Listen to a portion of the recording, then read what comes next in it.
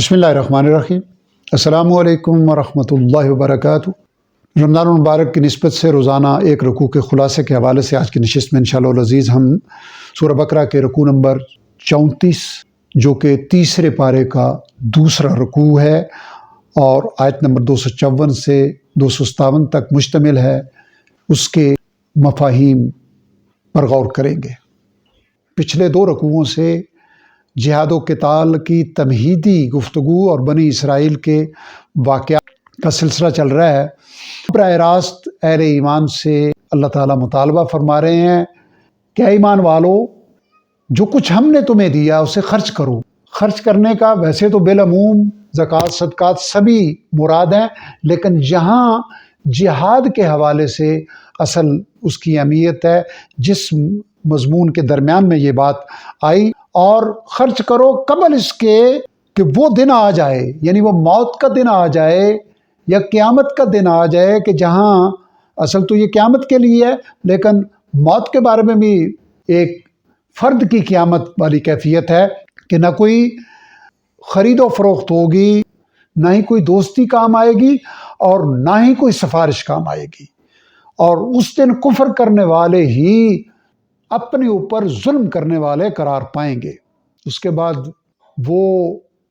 جلیل القدر آیت شروع ہو رہی ہے، جسے آیت الکرسی کے نام سے ہم جانتے ہیں کہ اللہ تعالیٰ وہ ذات ہے کہ جس کے سوا کوئی معبود نہیں، وہ ہمیشہ سے زندہ ہے اور زندہ رکھنے والا ہے، ہمیشہ سے قائم ہے اور قائم رکھنے والا ہے۔ وہ ایسی ذات ہے کہ اسے نہ ہی اونگ آتی ہے نہ ہی نیند آتی ہے، اسی کی بادشاہت ہے، اسی کی ملکیت ہے جو کچھ آسمانوں اور زمین میں ہے۔ کون ہے بھلا جو اس کے سامنے اس کی اجازت کے بغیر سفارش کرے؟ کیونکہ وہ جانتا ہے جو کچھ لوگوں کے سامنے ہے، وہ بھی جانتا ہے جو لوگوں کے پیچھے رہ گیا ہے، تو بھلا اس کے علم میں کیسے کوئی اضافہ کرے گا؟ وہ تو سب کچھ جانتا ہے اور کوئی اس کے علم کا احاطہ نہیں کر سکتا۔ ہاں، جتنا وہ چاہے، جتنا وہ علم عطا فرمانا چاہے، اس کا اقتدار زمین و آسمان پر محیط ہے، وسیع ہے، اور ان دونوں کی، زمین و آسمان اور کل کائنات کی حفاظت اسے تھکاتی نہیں، برتر ہے، سب سے عظمت والا ہے۔ لا اکراہ فی الدین، دین میں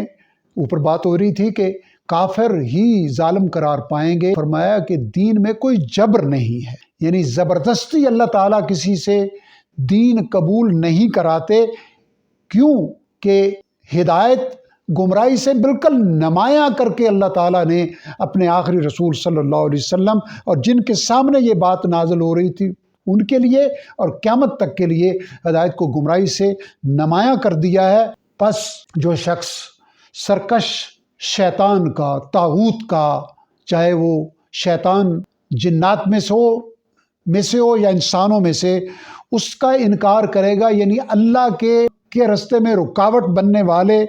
ہر رکاوٹ کا انکار کرے گا اور اللہ پہ پختہ ایمان رکھے گا، تو گویا اس نے ایک ایسے مضبوط حلقے کو، ایک ایسے کڑے کو پکڑ لیا، لن انفصام لہا، جو کبھی ٹوٹنے والا نہیں ہے۔ یعنی اس نے وہ اپنے آپ کو اس حصار میں لے آیا جو کائنات کے خالق و مالک کی رحمت کا سایہ ہے، پھر اسے کوئی چیز نقصان نہیں پہنچا سکتی، چونکہ اللہ تعالیٰ خوب سننے والے بھی ہیں، جاننے والے بھی ہیں۔ اللہ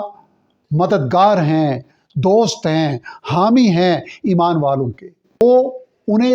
تاریکیوں سے نکال کر نور ہدایت کی طرف لاتے ہیں، نور ہدایت کی طرف لائے ہیں، جبکہ کافروں کے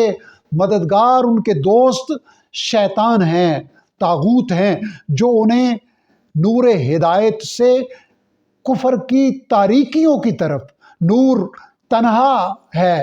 اور تاریکیاں بہت ساری ہیں، یہی لوگ جو شیطان کے دوست بنیں گے، شیطان کو دوست بنائیں گے، یہی اہل دوزخ ہیں اور وہ اس میں ہمیشہ رہیں گے۔ رب ذوالجلال ہمیں ایمان قائم رہنے اور اللہ کے رسول صلی اللہ علیہ وسلم کی سچی اتباع کی توفیق عطا فرمائے، قرآن حکیم کو سمجھنے، عمل کرنے اور رمضان المبارک کی ساتوں